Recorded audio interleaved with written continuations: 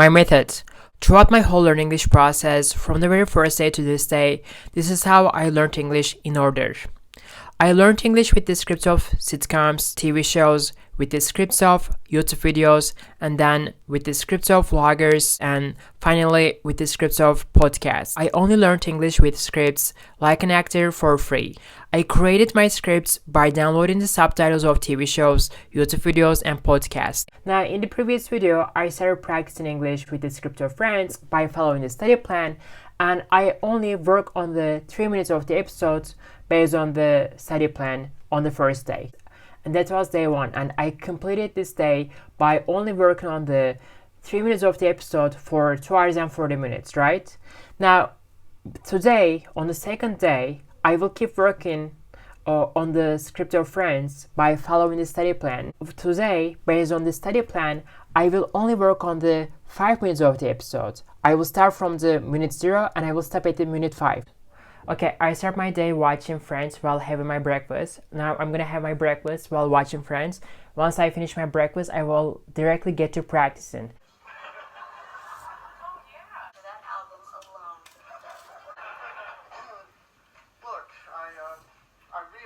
Now, I just finished my breakfast, and this is where I stopped watching Friends. It's minute 10. So now I directly get to practicing with the script of Friends. Okay, guys? Okay, guys, now I'm about to start. Today is the second day. I will practice on the same episode of Friends, episode 2. And today I will only work on the 5 minutes of the episode for 2 hours and 40 minutes, guys, okay? So this is what you do. On the second day, you work on the 5 minutes of the episode. Instead of working on the 3 minutes of the episode, you work on the 5 minutes of the episode. And again, you practice at this for 2 hours and 40 minutes, okay? What you guys don't understand is, for us, kissing is as important as any part of it.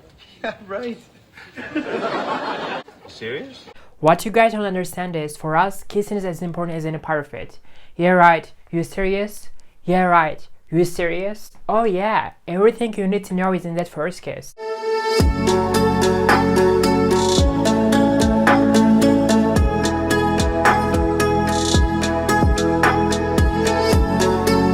One thing that you need to keep in mind is, when you work on the same lines for the second time on the second day, you will see that there's a little bit difference in the way you speak. Like, for instance, you will not struggle as bad as you struggled in the first day. And on the second week, you know that, after completing the episode in like 8 days, you will work on the same episode one more time. A repetition cycle methods. I highlighted this, days where you have to work on the same episode one more time with the red color. You will work on the same episode one more time. So basically, technically, you will finish the one simple episode in 12 days. And you will see that on the second week, when you work on this episode one more time, it will be so much easier to practice and to repeat those lines without looking at the scripts compared to your first week. She already fluffed that pillow. Monica, you already fluffed, but it's fine. Monica, you already fluffed that pillow, but it's fine. Guys, fluff that pillow. I remember this scene from the Friends. Fluff that pillow. Monica is fluffing that pillow. And now, I talked about the association. Association is one of the ways that you will start to think in English automatically. What I mean by that is, the minute you see this pillow, the minute I see this pillow, directly Monica comes to my mind. Directly Monica's gesture comes to my mind. Directly Monica doing that, her doing that comes to my mind automatically.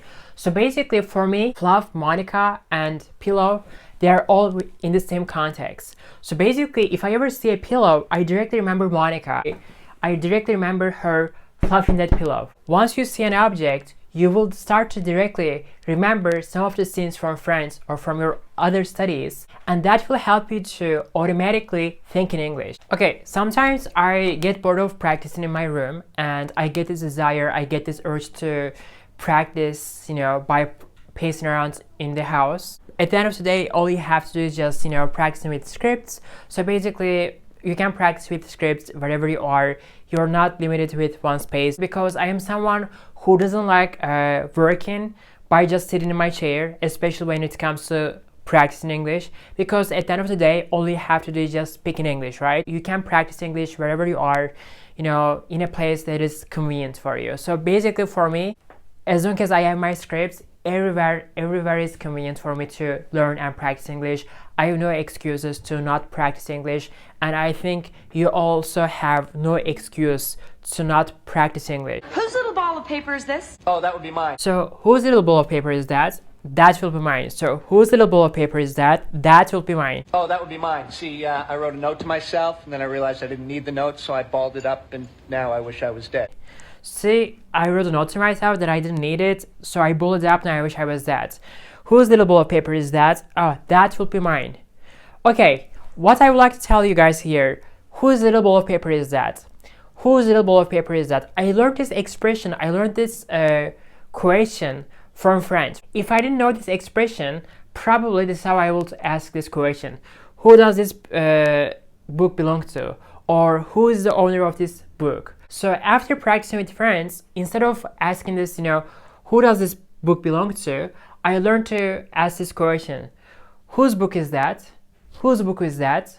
Whose paper is that? So basically, guys, that was the time I learned how to ask this question. Whose phone is that? Whose cell phone is that? Or whose book is that? That is one of the biggest advantages of practicing with sitcoms. Because when you practice with sitcoms, there will be so many situations where you will be able to relate to the scenes. What I mean by relating to scenes is that, for instance, there will be definitely 100% a situation in your life where you will have to ask this question like, whose book is that? So basically, sitcoms are 100% relatable. Practicing with sitcoms will help you to relate to the scenes very easily. Are you through with that? Yeah, sorry, the swallowing slowed me down. Okay, are you through with that? Sorry, this swallow will slow me down.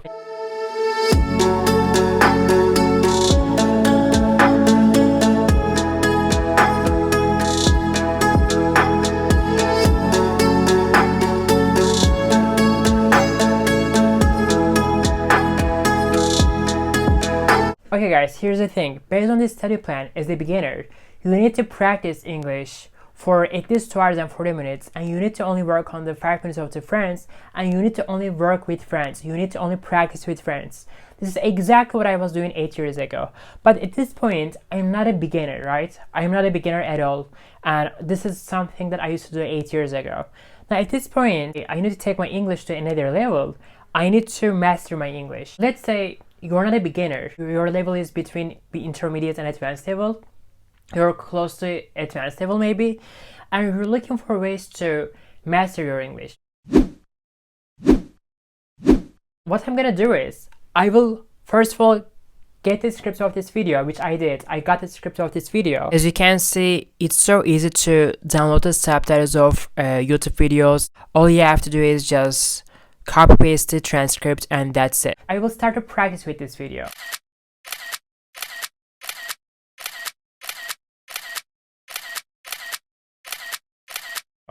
By practicing with this video, I will start to understand how to speak on a very specific topic in English. As I keep practicing with this video, with the script of this video, like if there are any specific vocabulary, I will get more and more familiar with this vocabulary. I will learn new words. And on the other hand, I will start to completely think in English in this topic that I'm covering. Obviously, I'm not going to be talking about the rent prices in New York City. I will talk about rent prices in Istanbul.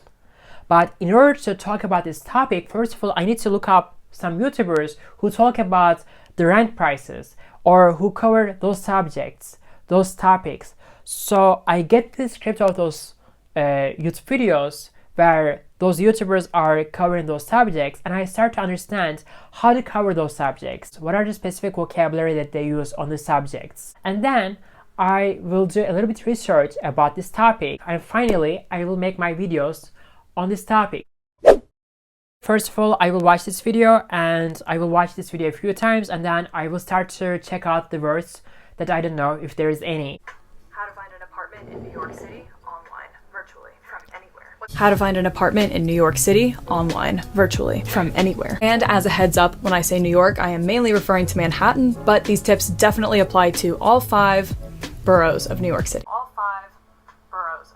Boroughs of New York City. Boroughs, I know the meaning of boroughs, but still I will look it up and I will search it by the pictures. I will look up the pictures of this word, and as you can see, guys, this is what boroughs means. Bedrooms. Then with the advanced search, you can filter by amenities.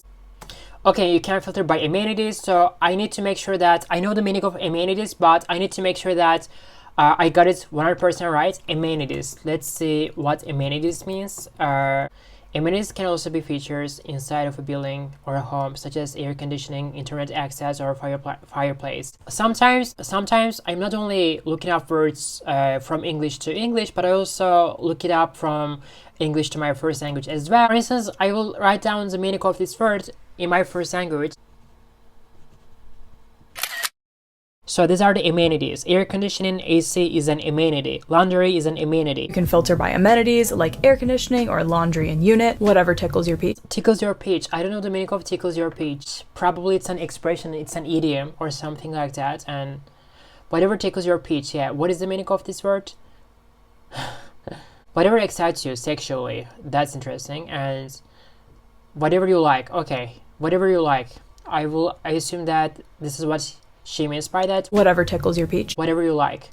You know, who could have thought that this tickle your peach means whatever you like? Sometimes I make sure to look up more than one website so that, you know, I make sure to get it right. Whatever you're content with or what makes you happy. Whatever you are content with. Well, ideally, you should be on the ball at that 30-day out mark. Okay, be on the ball. Obviously, it's an idiom, it's an expression. Be on the ball. I don't know the meaning of be on the ball. I mean, I can guess the meaning of be on the ball, but still, let's see what this idiom means. Okay, to be quick to notice what is happening or quick to respond to things. Oh, for instance, I got it wrong. Also, I'm gonna look it up in a dictionary from English to my first language.